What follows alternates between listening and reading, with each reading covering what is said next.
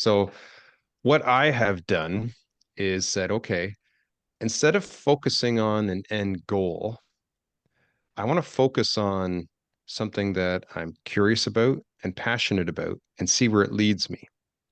I want to say yes to things that I enjoy and yes to things that I'm curious about. So here's an example from my youth. So I was part of a running club at my school when I was like grade 7 or 8 or something like that. It was called the Kilometer Club. So I'm up here in Canada, so everything's kilometers, right?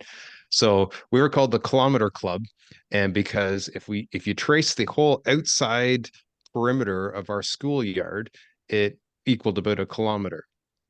So what we would do at lunchtime while everybody else is playing is the Kilometer Club would run around and do laps around the outside of the school. And every time you pass by a checkpoint, you would get like a little tick in this thing, and the teacher would say, okay, there's another kilometer. And in the beginning, the goal was we're going to see who can run from this point on our map, being our school, to Ottawa, Ontario, being the capital, who can get there the fastest. And we're going to track everybody's kilometers. So in the beginning, that was the goal. I'm going to try and get to Ottawa faster. I'm going to try and get to Ottawa faster than my friends.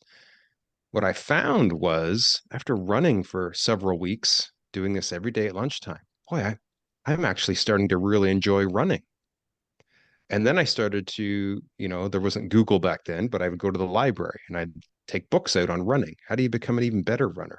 How do you pace yourself properly? How do you train properly?